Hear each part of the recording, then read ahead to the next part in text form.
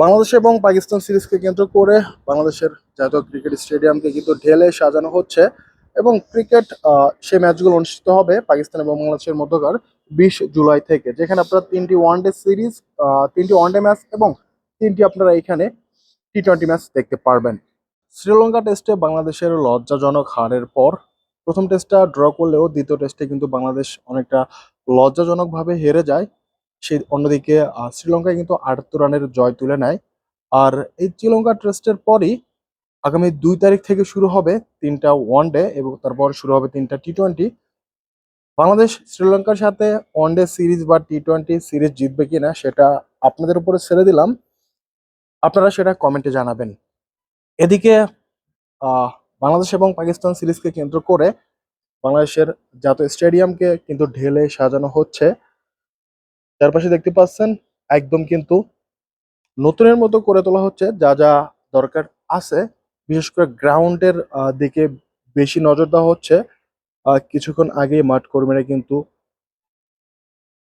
পরিষ্কার পরিচ্ছন্ন করলেন এবং পানি ঢাললেন।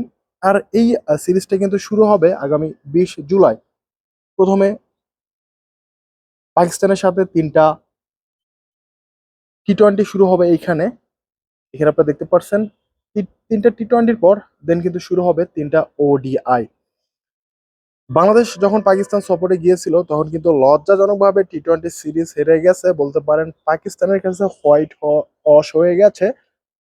তারপর পাকিস্তান এখন বাংলাদেশে আসবে, এই মাঠেই কিন্তু সবগুলো ম্যাচই অনুষ্ঠিত হবে, আপনারা মিরপুরে সরাসরি এসে কিন্তু দেখতে পারবেন।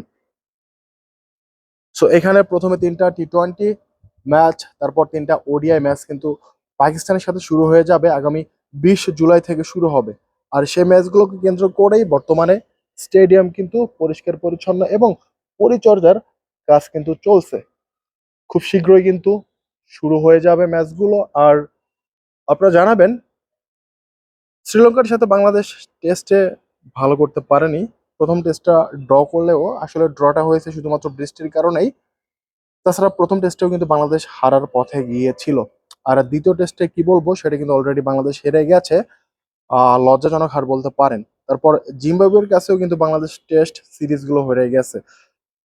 একদিকে যেমন বাংলাদেশের টেস্ট ক্রিকেটের 25 বছর পূর্তি উপলক্ষে বাংলাদেশের বিভিন্ন জেলা বিভাগে গিয়ে কিন্তু বাংলাদেশের ক্রিকেট প্রেসিডেন্ট এবং প্রেসিডেন্টের উপদেষ্টা তারা কিন্তু বিভিন্ন বাংলাদেশের বিভিন্ন জেলা শহরে বরিশাল, রাজশাহী, চট্টগ্রাম গিয়ে তারা কিন্তু 25 বছর পূর্তি উপলক্ষে একটা আয়োজন করছেন টেস্ট ক্রিকেটের। কিন্তু বাংলাদেশের টেস্ট ক্রিকেটের যে অবস্থা, এই 25 বছরে বাংলাদেশ 25টা টেস্ট ম্যাচও জিততে পারেনি। এই হলো আসলে অবস্থা। আর আবার একটু মাঠের কন্ডিশনটা দেখে নিন, এখন পরিচর্যার কাজ চলছে। আগামী 20 জুলাই থেকে পাকিস্তান সিরিজ অনুষ্ঠিত হবে এই মাঠেই। সো চাইলে আপনারা সরাসরি মাঠে এসে কিন্তু উপভোগ করতে পারবেন। সো এটা পর্যন্তই, আপনাদের মতামত জানাবেন। আর শ্রীলঙ্কার সাথে ওয়ানডে এবং টি-20 সিরিজ আসলে কি বাংলাদেশ একটাও জিততে পারবে? অন্যদিকে পাকিস্তানের কাছে অলরেডি কিন্তু বাংলাদেশ লজ্জাজনক হেরে গেছে, হোয়াইট ওয়াশ হয়ে গেছে। অন্যদিকে পাকিস্তান বাংলাদেশে আসবে, সেক্ষেত্রে ওয়ানডে বা টি-20 সিরিজে একটাও কি বাংলাদেশ জিততে পারবে? কমেন্টে চাইলে জানাতে পারেন। সো সবাই ভালো থাকবেন, ভালো সাবস্ক্রাইব করে সঙ্গে থাকবেন।